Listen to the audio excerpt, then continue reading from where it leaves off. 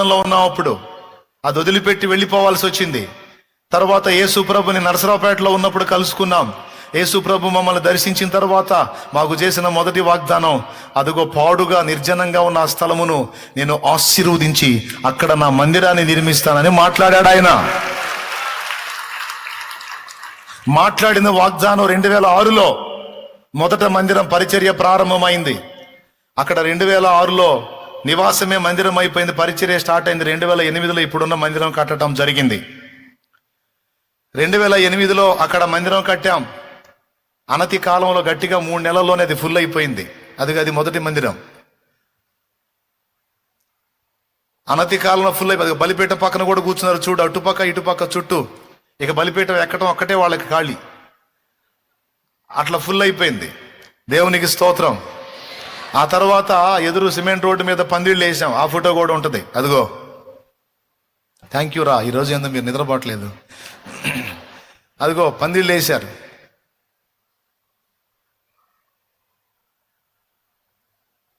గమనించండి, ఆ మందిరం ఫుల్ అయ్యి, ఆ మందిరం ఎదురు సిమెంట్ రోడ్డు మీద ఆ పందిళ్ళు వేసి, ఆ పందిళ్ళ కింద తాటాకు పందిళ్ళు, అక్కడ జరిగింది పరిచర్య. ఆ తర్వాత అక్కడ పరిచర్యలో ఫుల్ అయిపోయి, ఆ సిమెంట్ రోడ్లన్నీ ఫుల్ అయిపోయి, చుట్టుపక్కల మెల్లాలు ఫుల్ అయి దాదాపు 1500 మంది కూర్చున్నారు అక్కడ. ఆ వీధుల్లో 1500 మంది. ఒక పక్క పందులు, ఒక పక్క కుక్కలు, మొత్తం స్లమ్ ఏరియా అది. అయినా సరే ఇంత ఫీలింగ్ ఇవ్వలా, ఇంత ఫీలింగ్ ఇలా. అఫీషియల్స్ కూడా వచ్చి కారులో పక్కన ఆపుకొని వచ్చి కూర్చున్నారు. దేవునికి స్తోత్రం కలుగును గాక. దేవుడు ఉంటే ఆయన ఉంటే అంతే. మరి ఇక స్లమ్ ఏరియా అండి, మున్సిపాలిటీ కాలనీ అది. అక్కడ వచ్చి కూర్చున్నారు 1500 మంది. అప్పుడు ఇక 2010 నుంచి వెతకటం మొదలు పెట్టాం. ఎక్కడ ఇది చాలదు, ఎక్కడ అంటే 2010-11లో ఇక్కడ దేవుడు బ్రదర్ విజయ్ అని, అతని పేరు వీరాంజనేయులు, ఎడవల్లికి చెందిన తమ్ముడు. ఆ తమ్ముడిని దర్శించి దేవుడు అతని 10 సెంట్ల స్థలం ఇక్కడ, అతని ఫ్రెండ్ ఇద్దరిది 10.5 సెంటు స్థలం ఇక్కడ.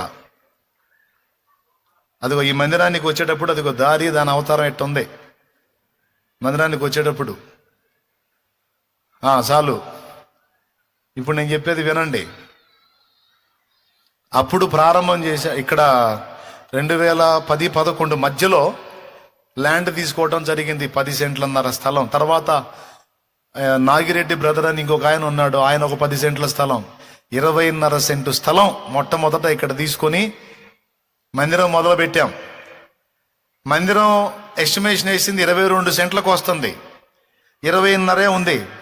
వెనక 5 సెంట్లు వేరే వాళ్ళది ఉంది, ముస్లిం ఫ్యామిలీది మందిర స్థలం. వాళ్ళ కోసం ప్రార్థన చేశా. ఫస్ట్ ఇవ్వమన్నారు, తర్వాత ప్రార్థన చేశా మళ్ళీ. ఇక మందిరం మొదలు పెట్టబోయేటప్పుడు ఎప్పుడో తెలుసా, 2012లో ఇక్కడ మొదటి మందిరం నిర్మాణం అయింది. ఆ 2012లో మందిరం నిర్మాణం చేయబోయేటప్పుడు ఇక పిల్లర్లు పోయటానికి గుంటలు తీసేటప్పుడు ఒక తుమ్మ చెట్టు ఉంటే ఆ తుమ్మ చెట్టు కింద మోకాళ్ళుని ప్రార్థన చేస్తున్నా. ఇది ఎట్లా నాయనా, ఇది జాలి జాలకుండా ఉంటుందేమో, 22 సెంట్లలో పెద్ద మందిరం వేస్తే కొంతవరకు ఆపిద్ది అని ప్రార్థన చేస్తుంటే దేవుడు మాట్లాడాడు, నీవు లేచి నువ్వే వెళ్ళి ఈ స్థల యజమానులను అడుగు, వాళ్ళు ఇస్తారు పో అని మాట్లాడాడు ఆయన. అప్పుడు లేచి వాళ్ళ దగ్గరికి వెళ్తే అన్నిసార్లు ఇవ్వమన్నోళ్ళు ఆ రోజు అప్పటికప్పుడే అయిపోయింది. దేవునికి స్తోత్రం. అప్పుడు మొత్తం 25 సెంట్ల స్థలంలో 22 సెంట్లేమో మందిరానికి, 3 సెంట్లేమో వెనక పక్క వాష్రూమ్స్కి పరదాలు అవి కట్టి, చూసారా ఆయన ఆలోచన. వాష్రూమ్స్ కూడా ప్రజలకు ఇబ్బంది లేకుండా చాటు కట్టించి ఆ విధంగా మొత్తం 25 సెంట్లతో మొట్టమొదటి ఇక్కడ స్టార్ట్ అయింది. దేవుని మహాకృపను బట్టి ఇప్పుడు మొత్తం మందిర కైవారం 2.5 నుంచి 3 ఎకరాలు దాకుంటుంది.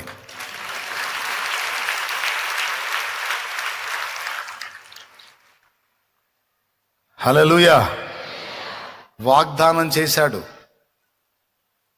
మహావృక్షముగా దీన్ని చేస్తానని నా తండ్రి మాట్లాడాడు. దానిలో అనేక పక్షులు గూళ్ళు కట్టుకుంటాయని కూడా మాట్లాడాడు. అంటే అర్థం ఏంటో తెలుసా, ఇది ఒక చెట్టు అవుతుంది, దీనిలో నుండి అనేక ఉపసంఘాలు కూడా లెగుస్తాయని ఆనాడు నా తండ్రి మాట్లాడాడు. కాబట్టి ఇక నా పిలుపేంటో, నేనేం చేయాలో, నా పరిచర్య ఏంటో, దేనికోసం నేను ప్రయాసపడాలో దృష్టిలో పెట్టుకొని అప్పటి నుంచి ఇప్పటిదాకా పరిచర్యను దేవుని కృపను బట్టి నడిపిస్తా ఉన్నాను. దేవుడి శక్తితో, దేవుడి సహాయంతో, దేవుడి దయతో ఈనాటికి దాదాపు 100 మంది కంటే ఎక్కువ మంది దైవజనులు ప్రతిష్ఠితులు అయ్యారు.